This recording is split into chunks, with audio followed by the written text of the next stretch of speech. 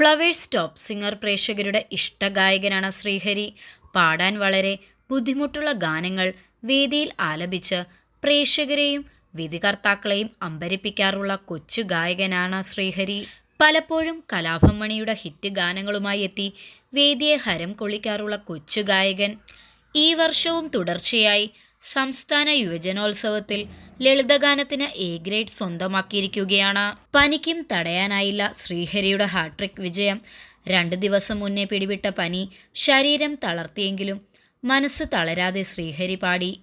നേടിയെടുത്തത് 3ാം അംഗത്തിലും A grade നേട്ടം. പാലക്കാട് കേരളശ്ശേരി ഹൈസ്കൂളിലെ 10ാം ക്ലാസ് വിദ്യാർത്ഥിയാണ് NM ശ്രീഹരി. കഴിഞ്ഞ 2 തവണയും കിട്ടിയ എ ഗ്രേഡ് ഇത്തവണയും നിലനിർത്തണമെന്നത് വാശിയായിരുന്നു. എന്നാൽ പാലക്കാട് നിന്ന് പുറപ്പെടുമ്പോൾ മത്സരത്തിൽ പങ്കെടുക്കാനാവുമോ എന്നുപോലും പറയാനാകാത്ത അവസ്ഥ.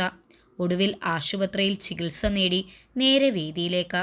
ഗോദാവരിയുടെ തീരങ്ങളിലെ എന്ന് തുടങ്ങുന്ന ഗാനം പാടി തീർന്നപ്പോൾ സദസ്സിൽ നിന്നും നിറഞ്ഞ കയ്യടി. ടെലിവിഷൻ റിയാലിറ്റി ഷോയിലൂടെ ഏവർക്കും പരിചിതനായ ശ്രീഹരി പൂച്ചപ്പ് തേടി, തുണ്ട്, സ്റ്റേഷൻ വൈഫ്, ആനപ്പറമ്പിലെ വേൾഡ് കപ്പ് തുടങ്ങി സിനിമകളിൽ പാടിയിട്ടുണ്ട്. നിരവധി സ്റ്റേജ് പ്രോഗ്രാമുകളുടെയും ഭാഗമാകാൻ കഴിഞ്ഞിട്ടുണ്ട് ശ്രീഹരിക്ക്.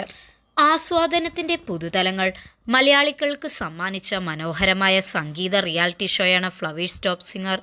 കുരുന്നു ഗായകരുടെ അതുല്യ പ്രതിഭ കണ്ടെത്താൻ ഫ്ലവേഴ്സ് ടോപ്പ് സിംഗർ വേദിയൊരുക്കുകയായിരുന്നു.